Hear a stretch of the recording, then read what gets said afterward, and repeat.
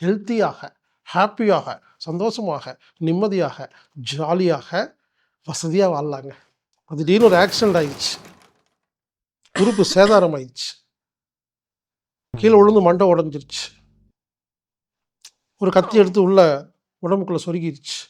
பொதுவாக ஒரு வைத்தியத்தில் பார்த்தீங்கன்னா மருந்து, மாத்திரை, operation, scan, blood test, MRI, மூலிகைகள் இந்த மாதிரிலாம் இருக்கும்.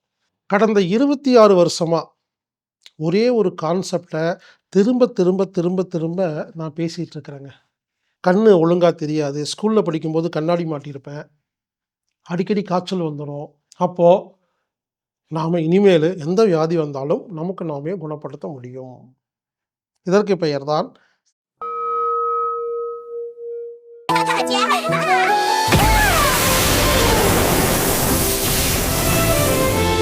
ஆர்எஸ்பி பானம். அம்மி தற்சார்பு சந்தையில் கிடைக்கும், நீங்கள் வாங்கி பயன்படுத்தலாம்.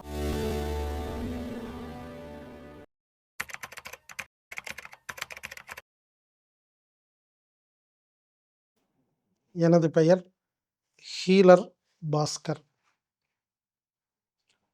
சொந்த ஊர் இந்தியா, தமிழ்நாடு, கோயம்புத்தூர். நான் கடந்த 26 வருஷமாக ஒரு கான்செப்டை, ஒரு தத்துவத்தை பிரச்சாரம் செஞ்சிட்ருக்கிறேன். அந்த கான்செப்டுக்கு பெயர் செவி வழி தொடு சிகிச்சை. ஆங்கிலத்தில் அனாட்டமிக் தெரப்பி. நீங்கள் அப்படியே மொழிபெயர்க்க முடியாது, தமிழ்லையும் ஆங்கிலத்துலேயும் இதுக்கு நான் பேர் வச்சுருக்கேன். செவி வழி தொடு சிகிச்சை அப்படின்னா என்னென்னா, செவின்னா காது.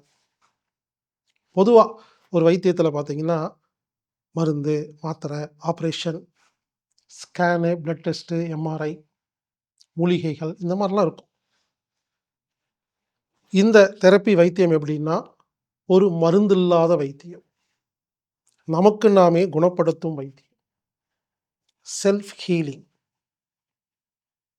செவி வழி தொடு சிகிச்சை அப்படின்னு என்னென்னா, செவின்னா காது.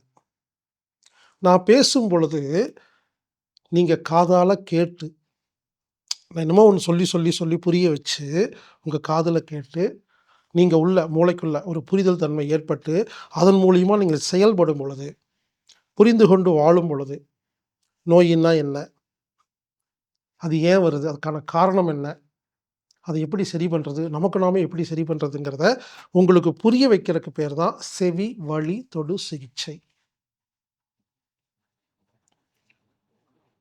கடந்த 26 வருஷமாக ஒரே ஒரு கான்செப்டை திரும்ப திரும்ப திரும்ப திரும்ப நான் பேசிகிட்டு இருக்கிறேங்க. ஆனால் பலரும், எல்லாருக்கும் என்ன தெரியுதுங்க, ரோட்டில் நடந்து போகும்போது, ஒரு பார்க்கு போகும்போது, ஹோட்டல் போகும்போது, ஒரு ஏர்போர்ட் போகும்போது, ரயில்வே ஸ்டேஷன் போகும்பொழுது எல்லோரும் என்னை பார்த்து வணக்கங்க, நீங்கள் யூடியூப்பில் பேசுவீங்க இல்லையா, டிவியில் உங்களை பார்த்துருக்கேன் அப்படின்னு பேசுவாங்க, கை கொடுப்பாங்க, ஃபோட்டோ எடுப்பாங்க, ஃபோன் நம்பர் வாங்குவாங்க. ஆனால் நான் இன்னமும் ஒரு கான்செப்ட் சொல்கிறேன் இல்லைங்களா, அது அவங்களுக்கு ரீச் ஆகலை. அதாவது பல பேருக்கு அந்த கான்செப்டுக்கு பேர் தான் அனாட்டமிக் தெரப்பி அப்படிங்கிற செவி வழி தொடு சிகிச்சை.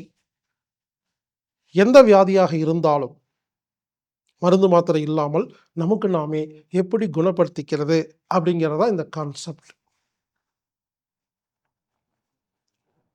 அதாவதுங்க, நான் சின்ன வயசில் நிறைய நோயால் பாதிக்கப்பட்டேன்.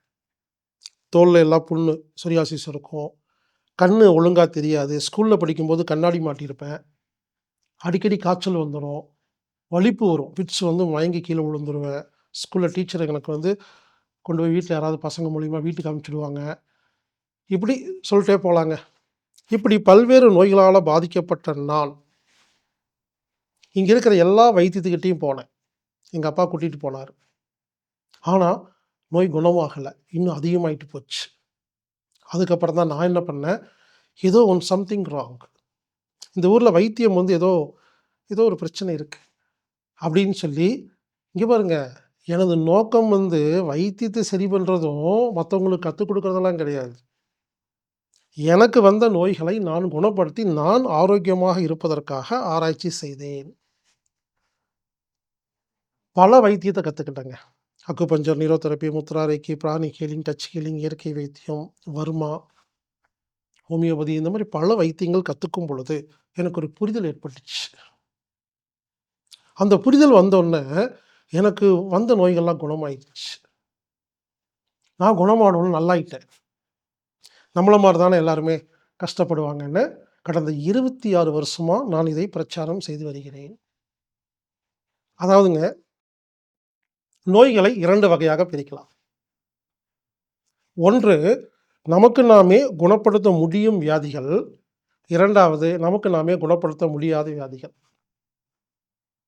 நமக்கு நாமே குணப்படுத்த முடியாத வியாதின்னா என்ன? திடீர்னு ஒரு ஆக்சிடென்ட் ஆயிடுச்சு. உறுப்பு சேதாரம் ஆயிடுச்சு. கீழ விழுந்து மண்டை உடைஞ்சிருச்சு. ஒரு கத்தி எடுத்து உள்ள உடம்புக்குள்ள சொருகிருச்சு. ஒருத்தர் துப்பாக்கியில சுட்டுட்டாரு. புரிஞ்சுங்களா? இந்த மாரி எமர்ஜென்சி. இதற்கு இந்த வைத்தியத்தில் சரி செய்ய முடியாது. பிறக்கும்போதே சில உறுப்புகள் ஊனமா இருக்கிறது, இல்லாம இருக்கிறது, டேமேஜா பொறக்கிறது. அதையெல்லாம் சரி பண்ண முடியாது. புரிஞ்சுக்கங்க. நோய்கள் 2 வகைப்படும்.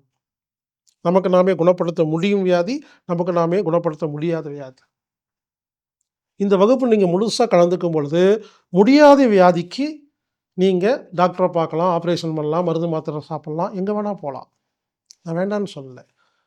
பொதுவா இயற்கை வைத்தியம் பண்றவங்கலாம் என்ன பண்றாங்கன்னா, எதுக்குமே நீங்க டாக்டர பார்க்காதீங்க. எதுக்குமே மருந்து சாப்பிடாதேங்கிறாங்க. அது தவறு. நம்மளால முடிஞ்ச நோய்களுக்கு வேண்டாம். முடியாத நோய்களுக்கு போலாம். 100ல இந்த உலகத்துல ஒரு நோய் இருக்குன்னு வச்சுக்கங்களேன், 100 நோய் இருக்குன்னா, 100ல 95 வியாதிக்கு மருத்துவரோ, மருத்துவமனையோ, மருந்தோ தேவையில்லை. நமக்கு நாமே குணப்படுத்த முடியும் நோய் வந்து 95%ங்க. முடியாத நோய்ங்கிறது 5% தான். அப்போ நாம இனிமேலு எந்த வியாதி வந்தாலும் நமக்கு நாமே குணப்படுத்த முடியும். இதற்கு பெயர் தான் செவி வழி தொடு சிகிச்சை. இந்த செவி வழி தொடு சிகிச்சை அப்படிங்கிற அனாட்டமிக் தெரப்பி உங்களுக்கு புரியணும்னா, இதுக்குள்ள 7 விதமான தத்துவங்கள் இருக்கு. 7 விதமான தத்துவம். 7 கான்செப்ட்ட புரிய வைக்க போறேங்க. பேப்பர் பேனா இருந்தா எடுத்து எழுதிக்கங்க. 1 மேக்ரோ நியூட்ரியன் கான்செப்ட். பேரூட்ட சத்து தத்துவம். பல பேத்துக்கு இங்கிலீஷ்ல சொன்னா புரியும், தமிழ்ல சொன்னா புரியாது. 2 மைக்ரோ நியூட்ரியன் கான்செப்ட். ஊட்டச்சத்து தத்துவம்.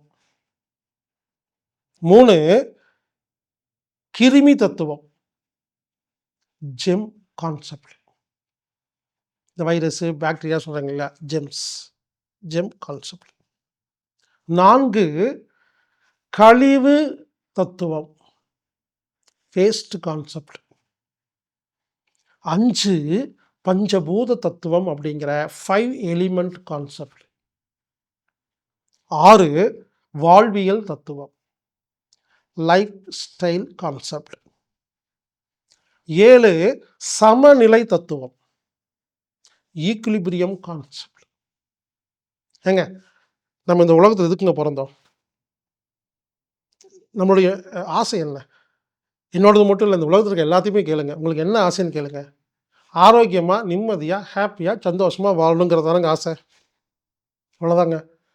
இந்த 7 தத்துவம் தெரிந்துவிட்டால் நீங்கள் ஆரோக்கியமாக, ஹெல்த்தியாக, ஹேப்பியாக, சந்தோஷமாக, நிம்மதியாக, ஜாலியாக, வசதியா வாழலாங்க. இதைத்தான் நான் 26 வருடமாக பிரச்சாரம் செய்து வருகிறேன். மீண்டும் சொல்றேன், எழுதிக்கங்க. 1 பேரூட்டச்சத்து தத்துவம் அப்படிங்கிற macro nutrient concept. 2 micro nutrient concept அப்படிங்கிற ஊட்டச்சத்து தத்துவம். 3 கிருமி தத்துவம் அப்படிங்கிற ஜெம் கான்செப்ட். 4 கழிவு தத்துவம் அப்படிங்கிற வேஸ்ட் கான்செப்ட். 5 பஞ்சபூத தத்துவம் அப்படிங்கிற 5 எலிமெண்ட் கான்செப்ட். 5 எலிமெண்ட்ஸ்னா என்ன? நிலம், நீர், காற்று, ஆகாயம், நெருப்பு. 6 லைஃப் ஸ்டைல் கான்செப்ட் எனப்படும் வாழ்வியல் தத்துவம். 7 சமநிலை தத்துவம் என்கிற யூக்லிபிரியம் தத்துவம்.